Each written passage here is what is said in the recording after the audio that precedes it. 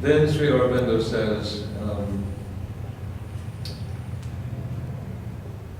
in synthesizing works and knowledge, the Gita has to take account not only of the opposition of yoga and Sankhya, which are mutually, respectively representative of those 2 points of view. Yoga is the idea that we can do something about getting liberated, and Sankhya is the idea that we're either in the illusion or we're in the knowledge, and we have a choice to make about that, and Samadhi is the solution.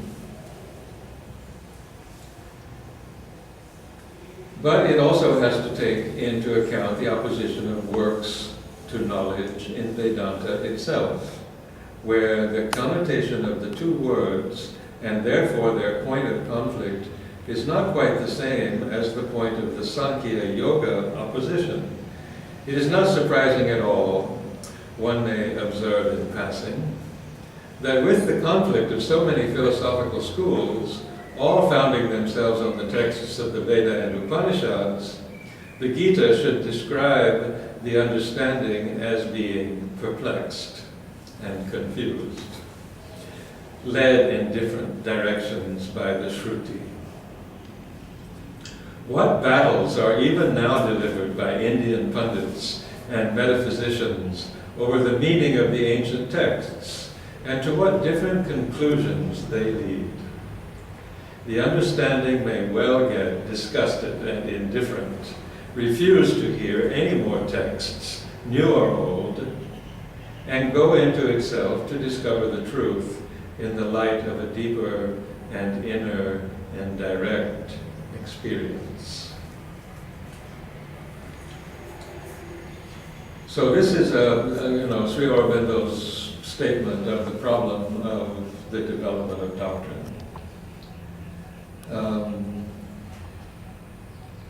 He then states the basic philosophy of the Sankhya.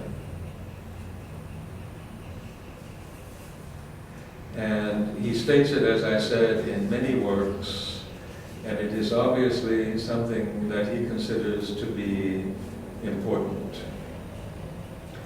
So I'm going to read this page and a half so that you will know what Sankhya philosophy is. This is perhaps the best statement of it in all the different chapters that I have read.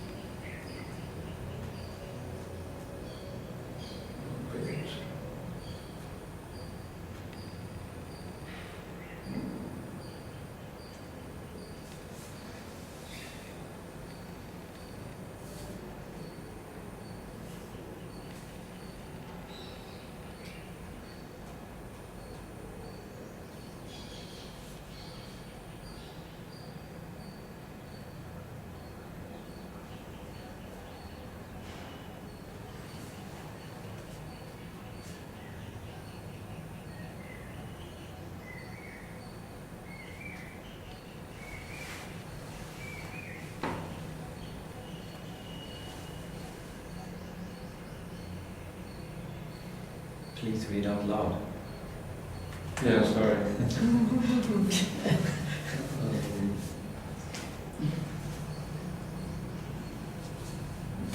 Actually, he states this philosophy so many times in these chapters. He keeps restating it.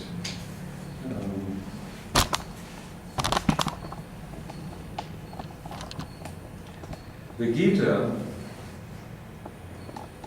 answers the difficulties by an analysis of Purusha and Prakriti, which brings in new elements very proper to a Vedantic yoga, but alien to the traditional Sankhya. It speaks of three Purushas, or rather a triple status of the Purusha. The Upanishads, in dealing with the truths of Sankhya, seem sometimes to speak only of two Purushas. There is one unborn, the eternal feminine principle of Prakriti with its three gunas, ever creating. There are two unborn, two Purushas, of whom one cleaves to and enjoys her, the other abandons her because he has enjoyed all her enjoyments.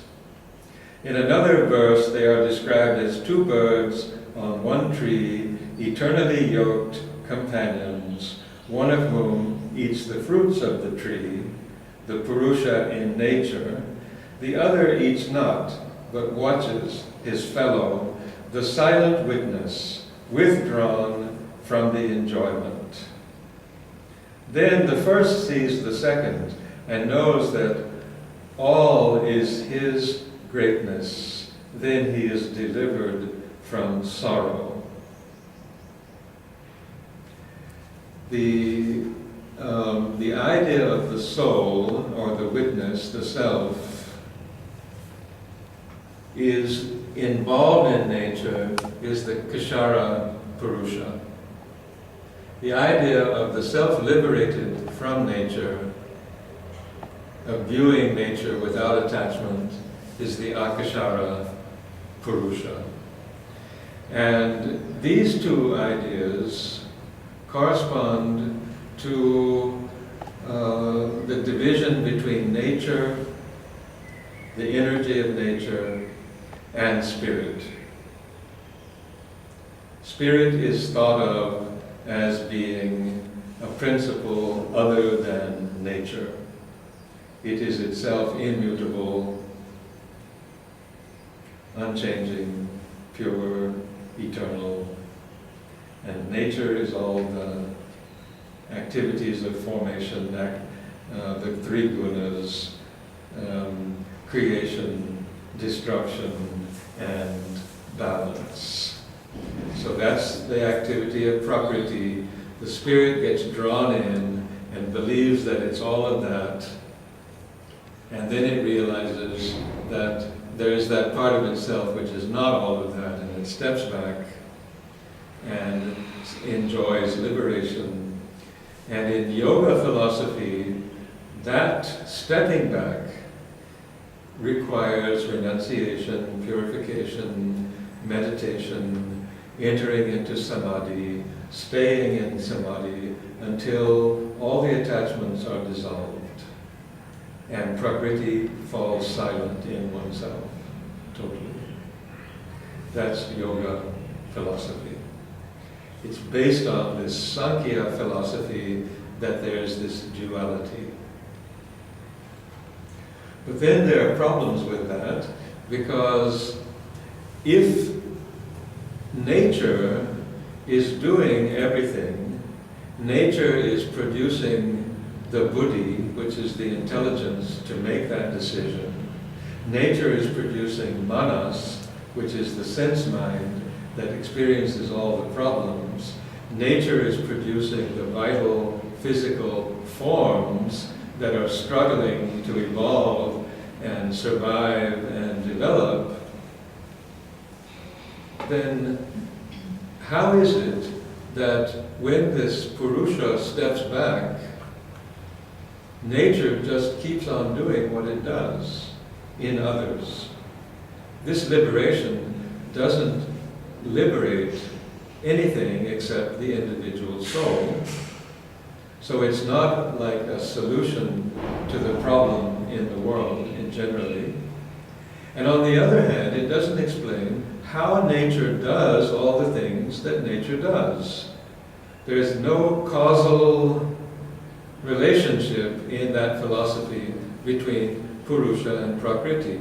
The Sankhya just says that Purusha draws near to Prakriti and she does all of these things, and Purusha steps back from Prakriti and she stops doing all of these things.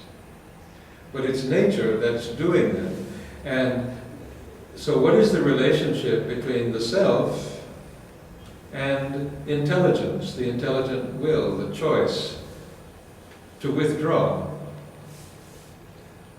it's nature who produces that intelligent will to withdraw from itself and liberate the soul. So this is a limitation of Sankhya. And the philosophers at that time saw that that was a limitation. But it still seems to account for many things.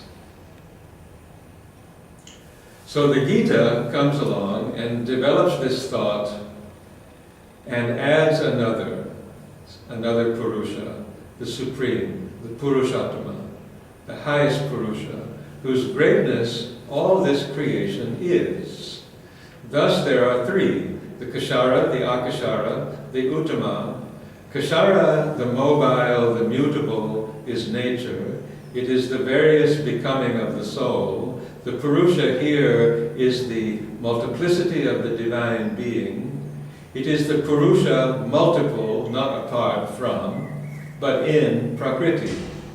Akashara, the immobile, the immutable, is the silent and inactive self. It is the unity of the divine being, witness of nature, but not involved in its movement. It is the inactive Purusha, free from Prakriti and her works. The Uttama is the Lord, the supreme Brahman, the supreme self, who possesses both the immutable unity and the mobile multiplicity. It is by a large mobility and action of his nature, his energy, his will and power that he manifests himself as Prakriti in the world. And by a greater stillness and immobility of his being, that he is aloof from it. The idea of the Purushottama, the Brahman, is disengaged and brought out by the Gita and has exercised a powerful influence on the later developments of the Indian religious consciousness. Now, it may be possible for us to conjecture that Purusha becomes Prakriti in nature. There's no difference between them. They are two principles of the same thing. Purusha is moving in Prakriti as long as it is not liberated. When it liberates itself from that movement, it experiences itself as the pure self. And when it dwells in the pure self for some time, it encompasses all of time and space as the supreme that descends both as the Akashara Purusha and the Kashara Purusha. And that supreme state is capable of being actively liberated. It can be in an individual. The Brahman consciousness can be there and be at once still, pure and unmoving, and at the same time involved in all the action of Prakriti, and know itself to be expressed through all of that action, while in itself it is immutable. So this was the step that was taken by the Gita. So we can see then perhaps Sankhya, Yoga, and Vedanta as three different views of how spirit is related to the world, to time and space. It can be related as involved and one in the becoming, and this is known as the Saguna Brahman. It can be separate, still and immutable, Nirguna Brahman. And it can be Ishvara, the supreme, absolute power and bliss of infinite being who is capable of that status and the status of silence and immobility and the status of involution in nature. So where does Sri Aurobindo go with all of that?